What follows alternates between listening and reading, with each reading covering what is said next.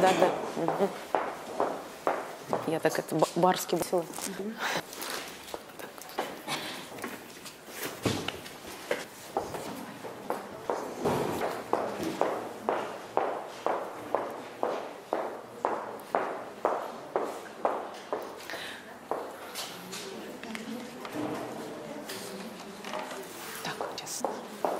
Не лежит легко.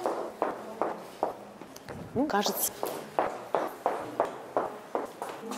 Ну что ж, тогда будем начинать. Я всех приветствую, всех рада видеть на публичной лекции. Она сегодня завершающая. Целую неделю преподаватели, на прошлой неделе началось преподаватели Института гуманитарных наук выступали с открытыми публичными лекциями, затрагивая разные стороны гуманитарного знания, филологического, культурологического и так далее. Заходите, заходите. Угу. И вот сегодня завершающая лекция, и я хочу предложить вам тему «Русский язык, зеркало своего и чужих языков». Сразу хочу оговорить то, что вопрос о том, кто такие русские, это вопрос очень и очень непростой.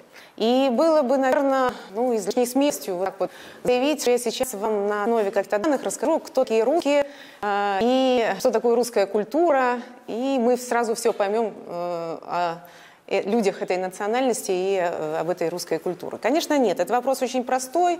Его пытаются решать с разных точек зрения, с политической, культурологической, и эстетической, психологической точки зрения. И, конечно, ответ этот вряд ли можно найти. Я, кстати, сразу хочу сказать, что ни политической, ни экономической тем более, ни культурологической, даже не психологической в какой-то степени характеристик русского я касаться не буду. Я не буду говорить ни об этом.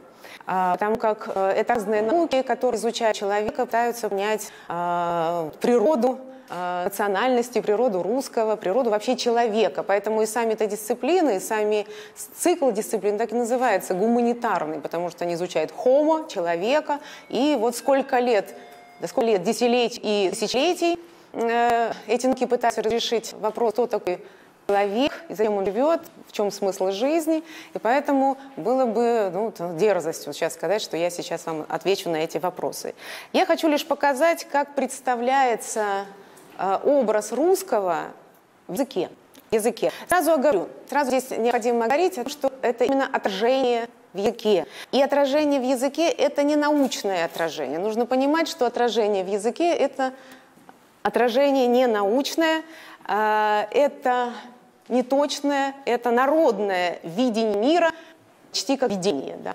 Видение, то ли девочка, то ли видение. В этом случае, конечно, отражение в языке – это даже не сколько видение, сколько видение, потому что в языке отражается не сам предмет, а лишь его образ, тень. И зачастую это не точное представление, а это представление общее, коллективное, поэтому носит стереотипный характер.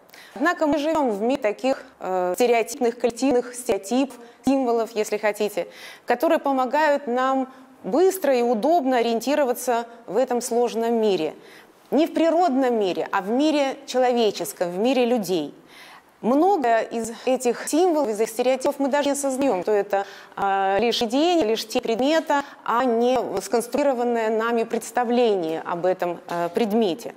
Мы просто принимаем и все. Вот как, например, мы принимаем то, что белый – это бесцветный, непрозрачный. Это даже не цвет, хотя мы называем белый цвет, но это такой цветный, непрозрачный. Хотя искусство физики все прекрасно понимают и знают, что белый – это результат отражения, это результат человеческого восприятия некоторых физиологических процессов. Это смешение в солнечном спектре разных цветов – красного, оранжевого, зеленого, синего и так далее. Но мы так не воспринимаем. Мы воспринимаем это как белый и прозрачный, то есть прозрачный бесцветный цвет. И идем дальше. Эту бесцветность белого в культуре мы интерпретируем уже по-своему, исходя из культурных представлений о белом цвете, что белый символизирует чистоту, а дальше невинность, даже совершенство, цвет, и белый цвет, и белые одежды и так далее. И тогда мы понимаем, что в нашем общении, в таком человеческом именно общении, не природном, а человеческом, нам нужно не физическое знание белого. Эти физические данные науки, они, оказывается, в бытовом общении не так важны, потому что мы живем в мире не, собственно, то есть физической объективной реальности, а живем, собственно, в мире человека. И в этом мире человека нам важны другие смыслы и другие ориентиры, а значит, стереотипы и символы. То, что в языке, это далеко не объективно, но не соответствует позитивным знаниям. Значит, то, что в языке, это то, что подумали люди. Это то, что узнали люди путем не физических, химических и прочих экспериментов. Они мыслили об этом, они узнали об этом путем размышлений об этом мире, путем наблюдения и размышления. Соответственно, результат этих мыслей и закрепили в самом слове. Вот об этом как раз я и буду сегодня говорить, что подумали о русском, как представили себе русского, носители русского языка и носители не русских языков, потому что я обозначила и это русские в зеркале других языков. Ну, а обо всем по порядку, и начну я именно с русского языка. То, о чем я буду говорить, это не результат исключительно моих наблюдений, это то, что я узнала из работ моих коллег, замечательных исследователей, лингвистов, Елены Львовны Безович, Юрия Дерениковича Апресяна, Владимира Викторовича Колесова, Олега Николаевича Трубачева и других замечательных ученых, языковедов, культурологов и так далее. Кроме того, данные, которые я получила, это данные, которые зафиксированы в этимологическом словаре славянских языков, в русском ассоциативном словаре, замечательный такой словарь, словаре русских народных говоров, и есть еще один ресурс – Национальный корпус русского языка, в котором можно очень многое узнать о русском языке, о функционировании русских слов и так далее. Ну и, конечно же, такой словарь, в котором мы уже найдем материалы, языковые материалы. Итак, давайте представим себе русского, как он выглядит, русский, в русском языке. Ну, для этого мы посмотрим на то, что в русском языке называется русским, а также то, что называется словом, корнем которого является корень рус и рос. Например, Рось, Россия, Обрусеть и так далее. А также мы посмотрим на то, что вызывает ассоциации с этим словом «русский», а значит, постоянно определяется через это слово. Через слово «русский». Кстати, вы можете сейчас тоже этот эксперимент провести, ответить на вопрос, какое слово вам приходит на ум, когда вам нужно подумать продолжение. Русский, русское и русское, русское.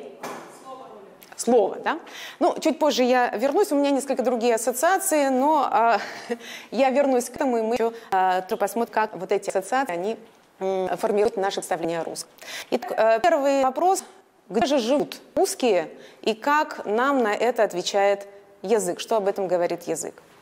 Географически мы представляем себе Россию, или, как поется в одной популярной песенке, Россия от Волги до Енисея, ну, понятно, она еще шире, больше, и границы Российской Федерации все себе представляют. Однако так ли это в языке? Так ли это в языке?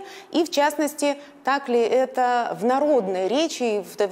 Сейчас я приведу данные русских народных говоров, которые нам скажут несколько об ином.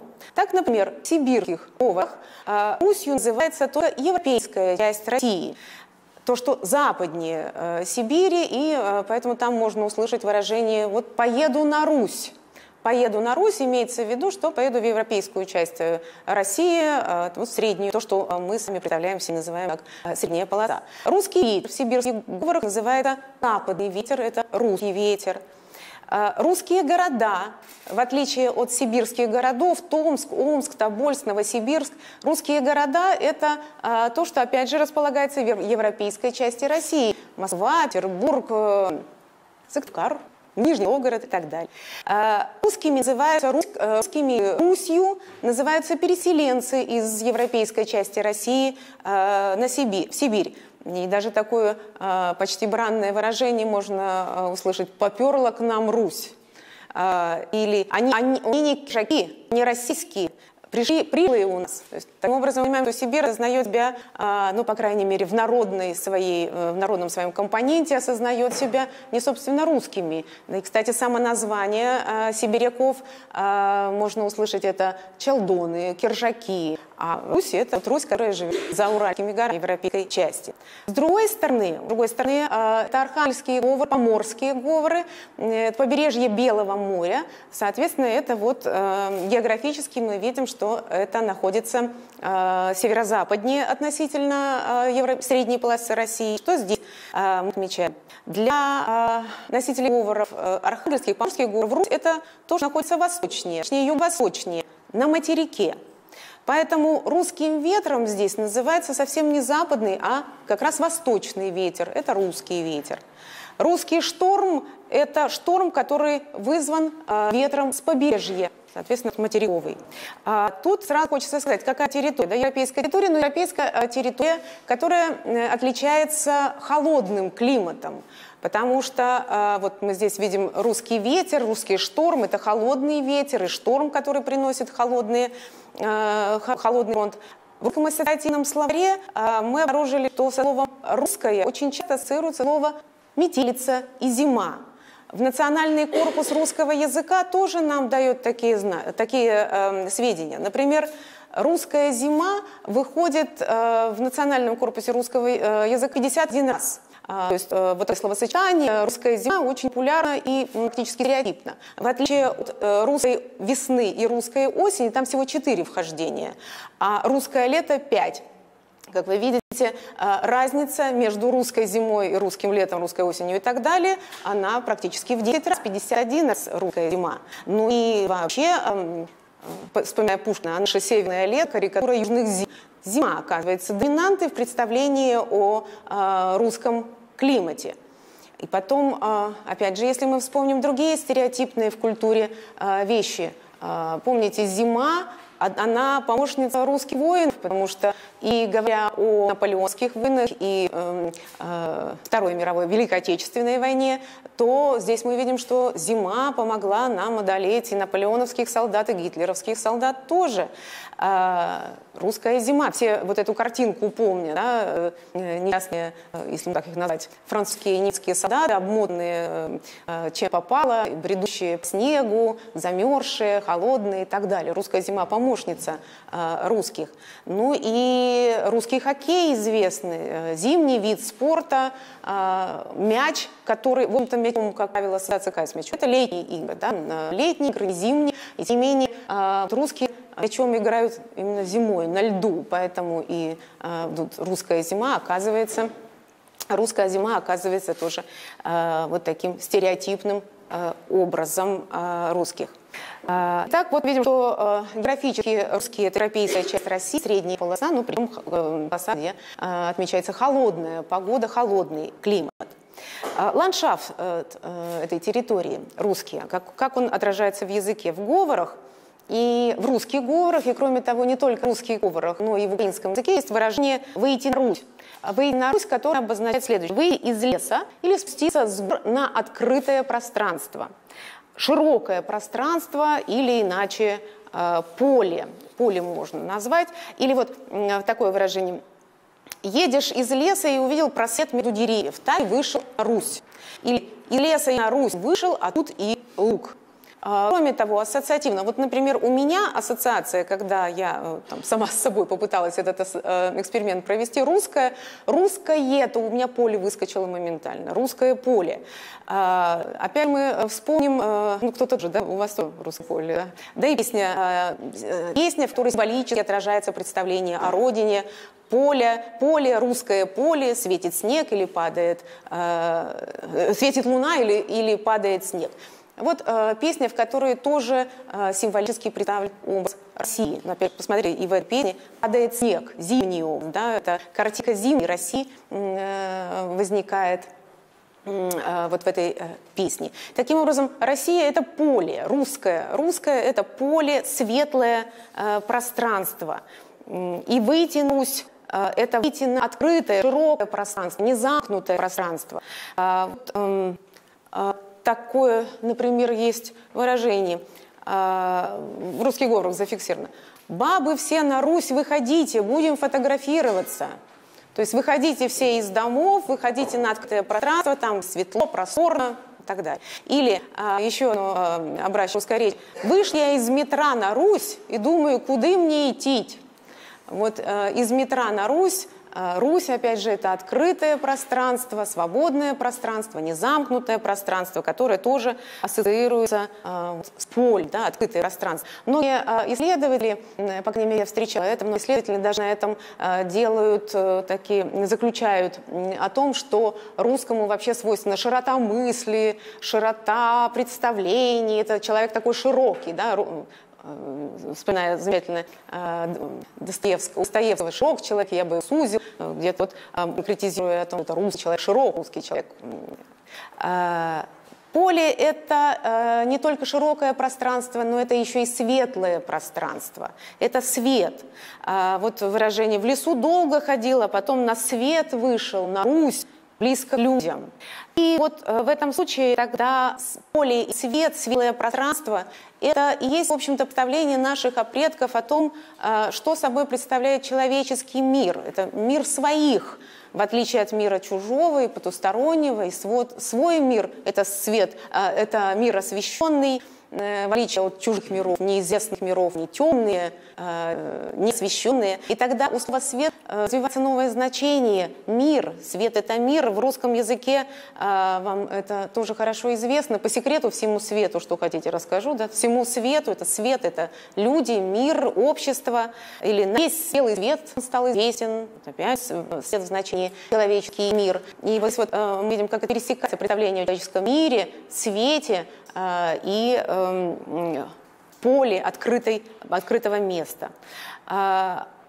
Таким образом, мы можем здесь выходить на следующее предположение о том, что русский – это и есть человеческий в представлении русского языка. Русский – человеческий. Так, например, в ряде говоров, в том числе и в Печорском говоре, здесь близко, «выйти на Русь – это родиться».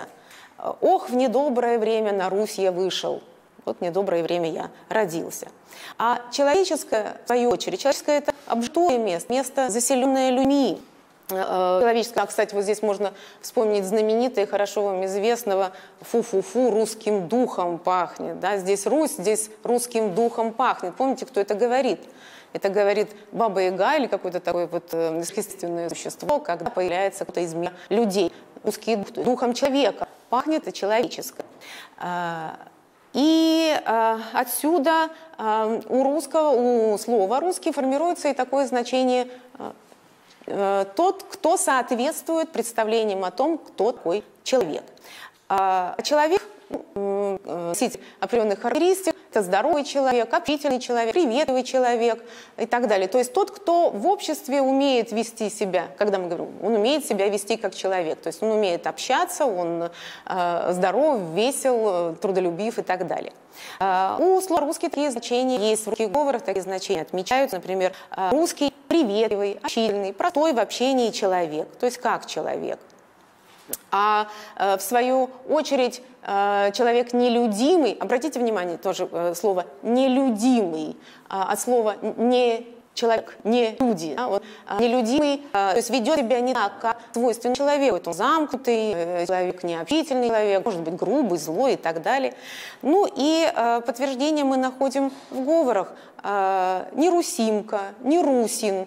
Так называют как раз такого злого, неприятного в общении человека. И опять же, если вспомнить это известное противопоставление, кстати, русский ассоциативный словарь нам такие сведения дает, потому что у многих носителей русского языка реакция на слово «немецкий» была «русский». Немецкий и как антоним «русский».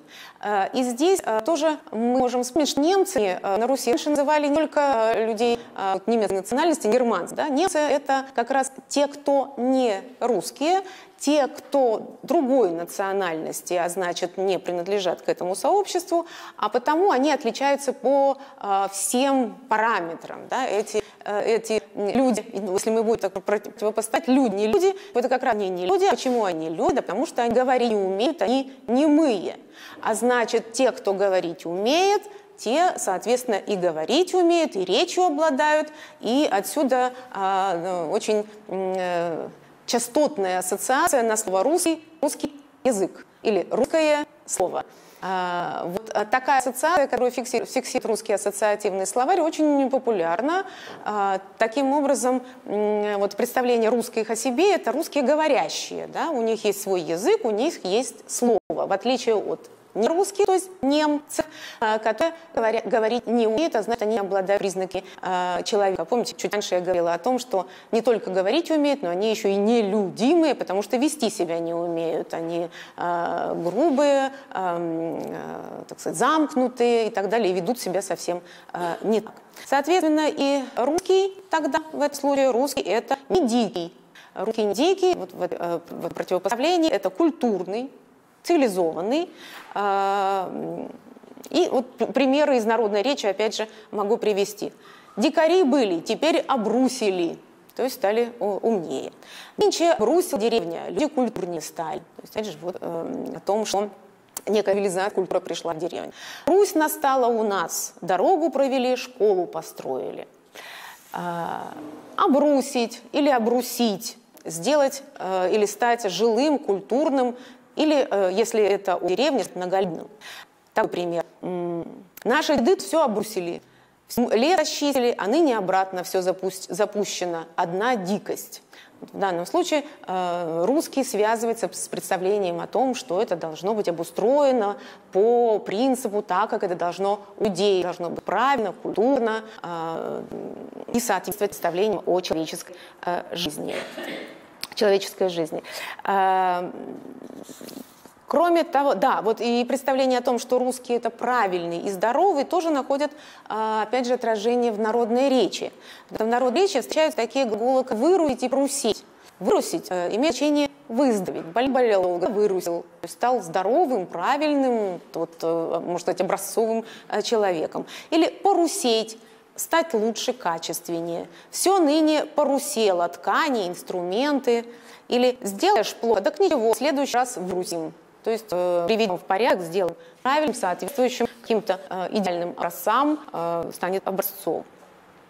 Ну и свой человеческий, то есть русский это свой уже, мы понимаем, но это не только в том плане, что принадлежащий человеку, в своей русской культуре, но это еще и русский правее.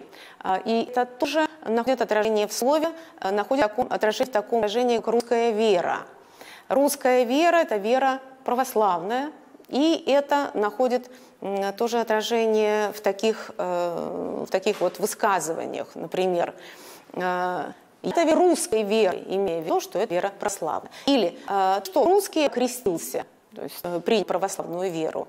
Есть вот такое даже высказывание: «А я казашка, а русскую веру приняла». Вот опять же, русская вера в значении вера православная. То есть еще и вот, обрисовывается некий такой образ человека, который характеризуется не только какими-то физическими данными, он здоровый, крепкий, но он характеризуется и духовными, душевными качествами. Он здоров и духовно-душевно, он же еще и поведает веру, крепок в вере, русская вера. Ну, соответственно, русский при таком понимании – это свой, естественный, непривозной, простой и понятный, с привычной растительностью, животными, характерный для данной территории.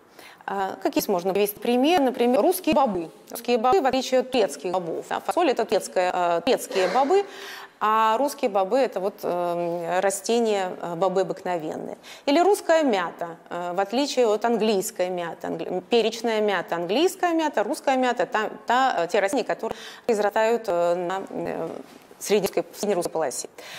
Русские куры, в отличие от инкубаторских, бройлерных куриц. Куры у нас русские, не инкубаторские. Тоже такой вот пример из народной речи. Русский виноград, крыжовник. Русские роллы, огурцы с салом. Русский пенициллин, щи из кислой капусты. Русские ски, портянки. И русская пляска, в отличие от европейских танцев. Поэтому деревни пляшут, это русская пляска, а танцы – это исключительно европейские, современные хореографические движения. Таким образом, мы приходим к такому представлению о том, что русский русский это простой, грубоватый, и, как мы видим, это то, что связывается с представлением о деревенском. Ну, например, русской рубахой называется рубаха косоводка. Вы представляете, это вот с застежкой сбоку, в отличие от, скажем, английской рубахи, фабричной рубахи, которую вот уже скорее рубашкой называем, сорочкой называем, но это не русская рубаха. Русская печь, в отличие от голландской печи, русская печь в деревенской избе, а голландская печь в деревенской избе всегда воспринималась как элемент городской культуры и принадлежность людей с высоким уровнем зажиточности. В русском ассоциативном словаре на вопросы, ну, вот на тот вопрос, который я вам предложила ответить, довольно часто мы обнаруживаем русский мужик, русская баба. Да, вот и русские и мужики, и баба тоже ассоциируются прежде всего с областью, ну, вот с этой сферой крестьянского деревенского быта. Или русский квас, русская баня, русская изба. И пример того, что слово «русский», «российский» имеет составление простой, незамысловатый. Такое выражение: «Сноха у меня сурьезная, а я российская». То есть я простая, отсюда мы люди простые, ничего не чураемся, с нами можно обходиться так запросто. И, кроме того, эти слова «русский» в значении «народный», «крестьянский». Она песня русская, мужицкая, а не солдатская. Характеристики песни говорит носитель говора. Или в донских говорах мы видим, что слово «русак» обозначает крестьянин. Донский говор – это место пребывания казаков, и поэтому казаки довольно отчетливо противоставляют. Есть русаки и есть казаки, разные сословия. Вот как раз русаки – это крестьяне. Это крестьяне, люди, которые занимаются крестьянским бытом, а не военным, как казаки. И русская речь, о которой сегодня уже много говорили, но русская речь народная, не литературная, не книжная. И, соответственно, в говорах тоже можно обнаружить. Говорить по-русски – это говорить, условно говоря, по-простому. Не знаю, как эта трава называется по-научному, а по-русски так пучка. По-книжному, наверное, корзина. А по-русски есть. То есть видим, что диалектные слова используются как примеры русской речи. Таким образом, русская речь – это речь народная, речь диалектная. Русские имена. Русскими именами, ну, наверное, вы сами мне ответите. Русские имена – это какие имена? Иван да Марья, совершенно верно. Они ассоциируются Иван да Марья, и это крестьянские имена. Прежде всего, потому что, ну, во-первых, так мечает русский ассоциативный словарь, когда в вопросе на том, там, русский, ассоциация была Иван, русская Марья. А если вспомнить русские народные сказки, то здесь мы видим, что все Иваны да Марьи – это крестьянские дети, крестьянские персонажи, крестьяне, тогда как у царей совершенно другие имена. Царь Дадон, Салтан, Далмат, Афон, Кусман и так далее. Вот среди имен царей нет Ивана, значит, Иван крестьянский сын. Да? Ну и что касается женских персонажей, то девица, она Василиса, да, или Елена. Елена прекрасная, Василиса мудрая, но там Марии нет, а Марьюшка – это всегда крестьянская дочь, то есть крестьянская. Таким образом, вот суммируя то, о чем я говорила, можно сказать, что вот такой сам портрет в русском языке. Русский – это крестьянин, живущий на открытом просторном месте, в холодном климате, простоватый, приветливый, здоровый, правильный. В общем, он такой, каким должен быть человек, здоровый, приветливый, крепкий, носитель народной культуры и хранитель православной веры. Еще раз скажу, что такой вывод, такой образ мы с вами сейчас сконструировали на основе языковых данных. То есть то, что в языке характеризуется через понятие «русский» или тянет за собой ассоциацию, связанную с Русью, Россией, российским и так далее. Конечно же, представление о русском более сложное, но язык нам показывает именно такой образ русского на основе данных русского языка. А вот какими нас видят иностранцы, что у иностранцев будет интересным. Тут, опять же, хочу сказать, что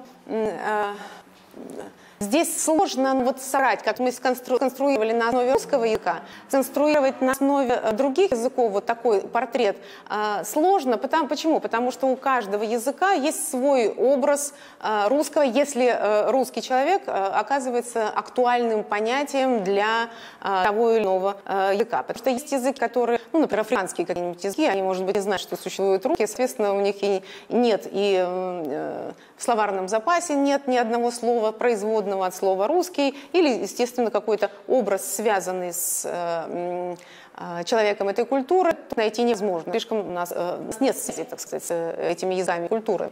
С другой стороны, ну, скажем, коми-язык. Носители русского и коми-языка давно и долго живут совместно, и поэтому как пересечения здесь неизбежны. Поэтому здесь можно найти и как-то конструировать образ русского в культуре и языке этого народа. Поэтому вот те данные, которыми я с вами сейчас поделюсь, они будут такие разрозненные, и сконструировать образ, как вот мы сконструировали на основе русского языка, не получится.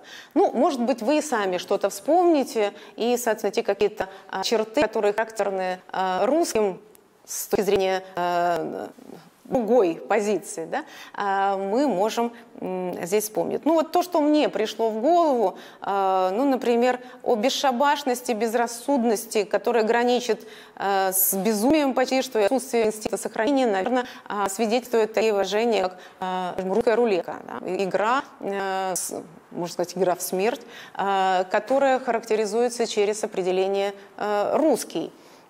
Или хорошо нам известные американские горки, мы их называем американскими, а в Америке их называют русскими горками. Русские горки тоже горки, которые, в общем, ассоциируются с опасностью, с рассудностью, с шабашностью и вот как на грани инстинкта самосохранения. Или, например, такое выражение «русский стиль», Russian style, который известен в Европе, это стиль, который характеризуется богатством, чрезмерностью, граничащей безвкусиц. Да, очень много ярких красок, украшения, позолоты, парчи и так далее. Вот русский стиль. И это не только в одежде, но и в архитектуре, например, русский стиль. Это всегда вычурно, это всегда ярко, это всегда множество деталей и так далее. Это связано с богатством, обилием, излишеством. Ну и если говорить, там, скажем, вот, как я уже упомянула, коми-язык, то в коми-языке мы тоже увидим такой привлекательный, вот как раз в коми-языке мы увидим привлекательный образ русского, потому что в коми-языке роч имеет значение красивый, если я не ошибаюсь, да? Роч красивый, праздничный, роч-ных, красавица, роч-дочь, праздничные, красивые сани. Кроме того, в коми-языке через это богательный роч русский определяется то, что изготовлено не старо, а имеет, например, фабричное производство. Например, роч-нянь – это хлеб, который можно купить в магазине, а не самоиспеченный, так сказать. Или роч-ной – фабричное сукно. Такое городское значение русский роч, оказывается, это красивый, городской, сделанный как образец, наверное, какой-то, на который можно равняться. Особенно выразительно представление о русском мы можем обнаружить в названиях национальной кухни. И вот те результаты, которые у меня есть, я представлю через работу Елены Львовны Березович «Русская пища в зеркале иностранных языков». И здесь мы можем увидеть следующее название и представить себе, что по представлению иностранцев едят русские, является русской едой. Ну, если о нас говорить, да, вот если вам задать вопрос, что едят русские, да, русская еда.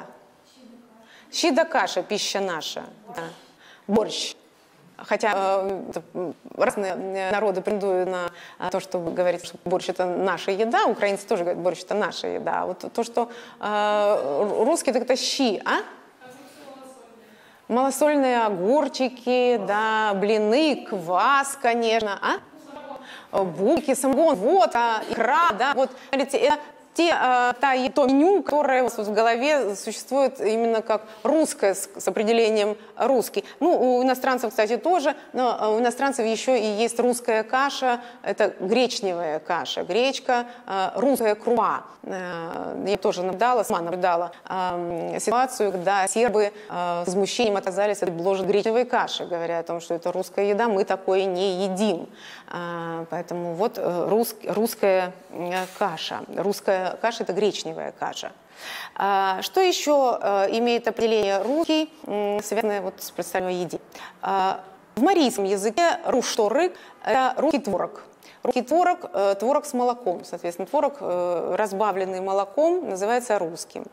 В чешском языке русское мороженое, ну, тоже хорошо вам известное блюдо, но мы когда не ассоциируем его с тем, что это русское, а вот это пломбир в брикете на вафлях. Пломбир, положенный между вафлями, русское мороженое. Поляки, правда, к нам менее благосклонны, и в их названиях еды звучит такое несколько ироническое, пренебрежительное. Луком поляки называют русским лимоном. Да, русский лимон – это лук. Русское сало – это колбаса. Русское масло – это маргарин. То есть вот в представлении поляков пища русских довольно скудная, неизысканная, поэтому лук, лук, сало, маргарин – это то, что характеризует русское меню. Русские сардины. В немецком языке русские сардины – это шпроты. Маленькие маринованные рыбки называются русскими сардинами. А вот как вы думаете, что за блюдо русские яйца? Нет. Это же яйца, но это яйца под майонезом. Да? Хорошо известное вам блюдо, часто во всех столовых вы можете увидеть такое блюдо – яйца под майонезом. В чешском, словацком, английском, немецком, голландском, итальянском, французском, практически во всех европейских языках это блюдо называется русскими яйцами. Ну и сам майонез, само название майонез. Звучит как-то не по-русски. Да и вообще майонез никто из вас не назвал майонез своим русским блюдом, но тем не менее, наверное, ни одно застолье, современное застолье не обходится без блюд, заправленных майонезом. Да? Если нет яиц под майонезом, салаты обязательно заправлены майонезом. И перед праздниками вот как раз русские хозяйки закупаются баночками с майонезом, вплоть до того, что они издаются, производятся чуть не в ведерках. Вот соус, который полюбился русскими, которые русские действительно так используют в своей кухне, вот он в других языках, и прежде всего в европейских языках, часто теперь именуется как русский соус или русский майонез. Русский соус, да. Ну и сам майонез. Русским соусом чехи называют, майонез русским соусом называют чехи. Англичане русским соусом называют любую острую закуску в рецептуру которого входит майонез. В французском языке, французской культуре по-русски это с давлением майонеза и икры. Это все тоже блюдо, которое включает в себя этот ингредиент. Наконец, какой самый знаменитый русский салат? Оливье, да? Оливье, столичный салат, по-разному называют, мясной салат, столичный салат, оливье. Вот тоже во всех европейских языках называется русским салатом. Да? Мы его называем французским красивым словом оливье, иногда попроще мясной салат или столичный, но тоже столичный говорит о том, что это какое-то изысканное блюдо, которое едят в столице, а вот европейцы называют его русским салатом. Ну и в испанском языке даже это слово «русский салат» приобрело переносное значение, которое очень как-то так стало перекликаться и с общим представлением о русском за границей. Вот «эсалада руса» в испанском языке обозначает, не прежде всего не салат, блюдо какое-то, а пестрота, цветовая какофония, да, смесь какая-то, какофония, пестрота, неупорядоченность и так далее. Как, в общем-то, мы можем себе представить и непредсказуемый русский характер, что, в общем-то, иностранцы тоже об этом говорят, непредсказуемый русский характер. Вот русский бутерброд. Да, вот еще одно блюдо. Вот и майонез, казалось бы, вот мы мыслим не своим блюдом. Ну и бутерброд. Само название тоже прекрасно все знают, что бутерброд пришло к нам из немецкого языка, хлеб с маслом.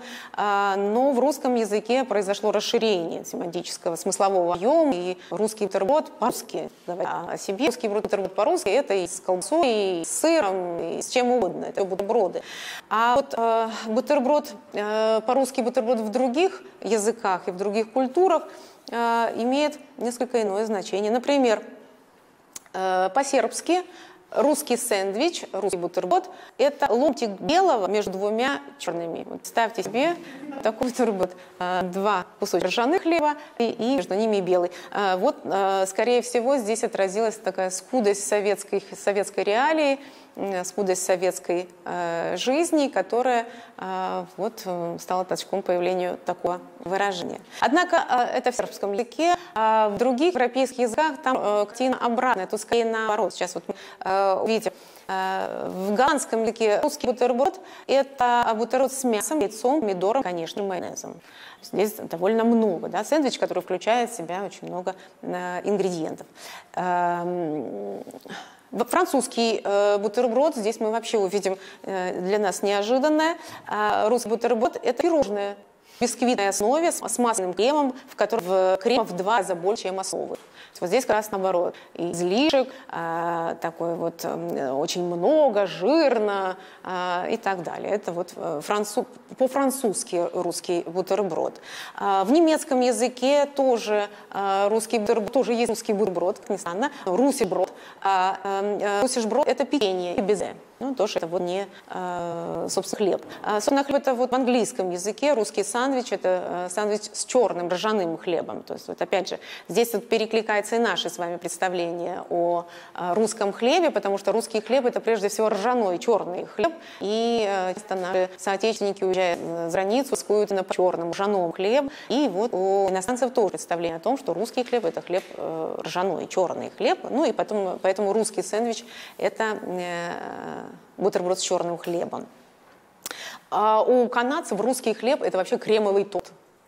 Кремовый торт, как видите, обильно, чрезмерно, и тогда появляется общее представление о том, что такое русский и по-русски. Ну, я думаю, что наши соотечественники, которые выезжали за границу в 90-х годах и которые вели себя довольно буйно и вырялись деньгами, создали впечатление о новом русском, а то русские богачи, у русских чрезмерно, обильно и так далее. Как вы видите, это находит отражение в том числе и в названиях пищи. Пища это тоже какая обильная, жирная, чрезмерная и так далее. Да? Масло больше, чем обычно, кремовый торт и так далее.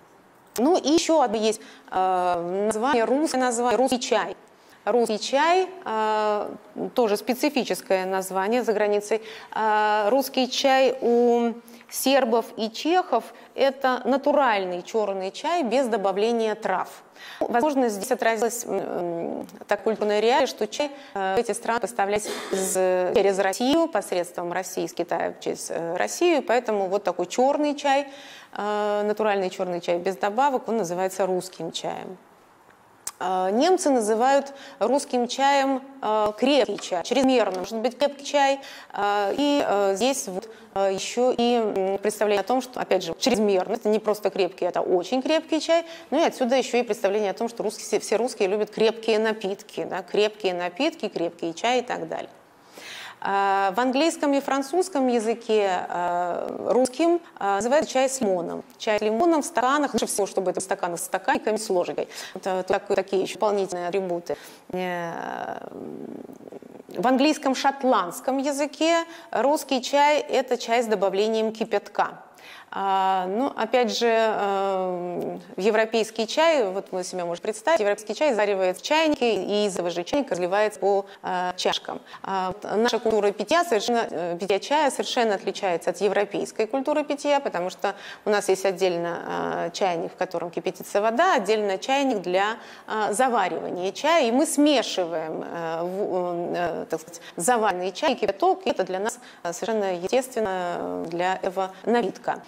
тогда как шотландцы очень, так сказать, плохо относятся к этому и часто русским чаем называют нечто разбавленное, то, что, так сказать, худшего качества и так далее. Вот как раз вследствие того, что вот для них это немного странно, такая культура питья чая. И в болгарском и польском русский чай – это чай из трав. Не на основе, собственно, чая, чайного дерева, листьев чайного дерева, а это чай из трав либого цвета, душицы, то есть травяной настой. Буквально русским чаем называют травяной настой. Ну, наконец, во многих, опять же, европейских языках русский чай используется как такое писательное выражение для такого деликатного обозначения русской водки. Ну или же есть такое блюдо, как кофе по-русски с добавлением рома или с добавлением водки, то есть с крепкими спиртными напитками. Вот здесь мы можем увидеть вот этот стереотип, ну известный нам стереотип, что русские – это пьющие люди, выпивают спиртные напитки и готовы их добавлять в другие напитки, увеличивая их крепость. Ну, понятно, что это только стереотипы, но тем не менее такие стереотипы существуют.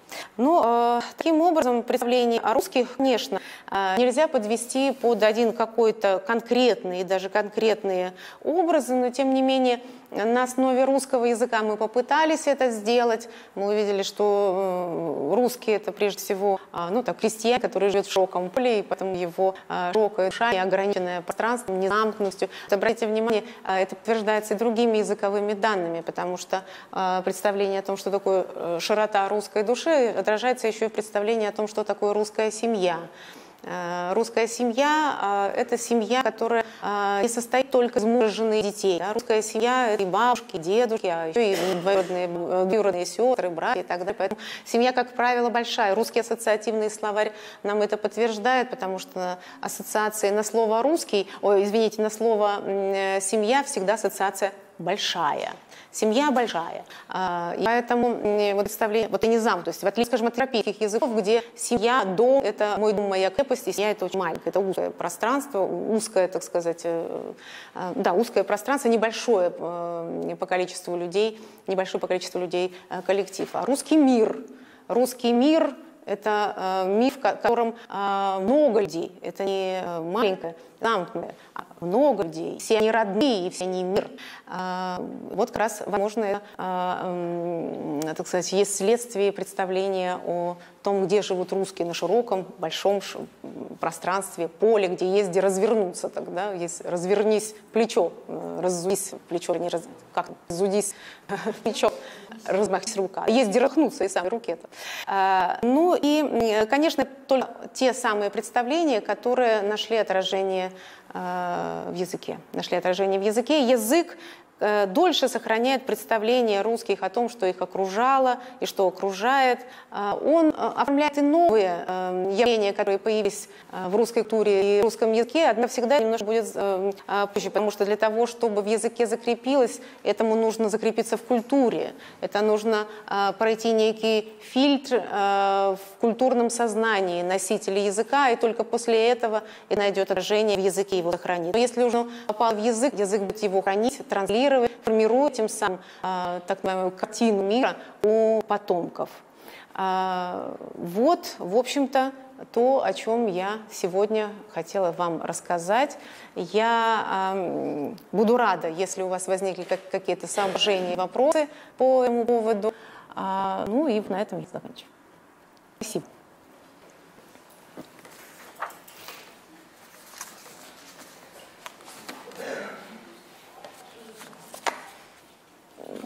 Да, конечно. В научной литературе часто встречается выражение русский язык. Что такое? Какие-то определенные категории или только русские национальности? Конечно, другие национальности. Просто когда говорят «русский север», имеют в виду те места заселения, где живут русские, в соседстве в том числе и